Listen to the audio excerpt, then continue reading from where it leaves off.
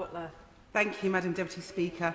Madam Deputy Speaker, during the last 18 months, it has been a tale of the good, the bad and the ugly. The good in that the people of Brent and elsewhere have joined together to form mutual aid groups, religions have come together and found common ground, and strangers are now firm friends.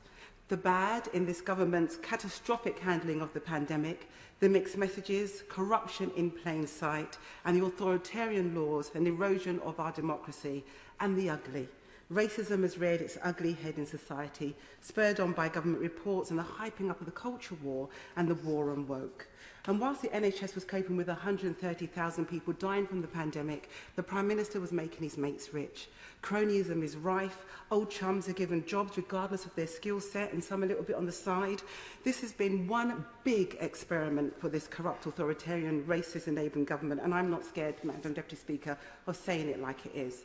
The government said we need to talk about class, so let's do it. Let's call it out, this toxic elitism once and for all. Highlight Byline Times, Good Law Project, Novara Media, Open Democracy, Amnesty, Liberty, all exposing the government, and the government's response is to spend public money defending the indispensable. Funny how there's no money for the NHS staff, but £1 billion of COVID contracts have been awarded to Conservative donors. Ministers were not involved, we were told, but then Good Law Project exposed emails from the Prime Minister's advisers and the Home Secretary lobbying for money. This corrupt authoritarian approach of the government would be condemned and investigated if it was happening anywhere else in the world. The 1% believe they owe nothing to society. They don't believe in the NHS because they don't support it. But this week I spoke to oral youth writer Manuel Nadim. She wrote, "Let anti-racism be both common logic and law. May we have more accountability than apologies. May performative placeholders posts be followed by policy. When the future arrives, let the minimum wage be the living wage. Let survival be birthright. And when the poor cannot pay with anything else, let us not ask them to pay with their lives." Madam Deputy Speaker, poor people in our country have paid with their lives because the Prime Minister spent the last 18 months misleading this House and the country.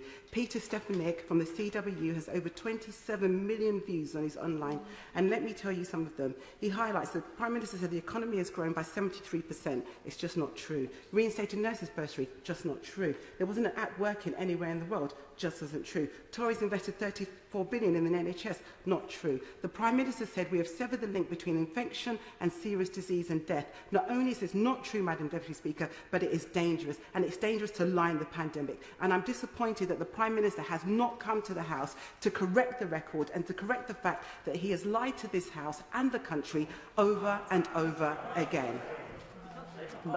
Order. I'm sure that the member will reflect on her words just then, perhaps correct the record. Madam Deputy Speaker, what would you rather, a weakened leg or a severed leg?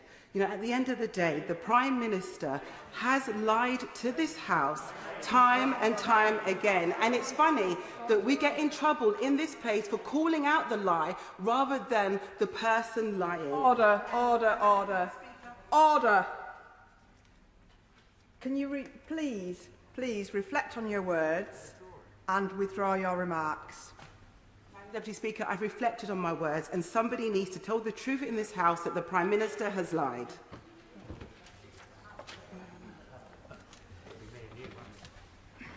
Under the power given me by Standing Order number 43, I order the member to withdraw immediately from the House for the remainder of the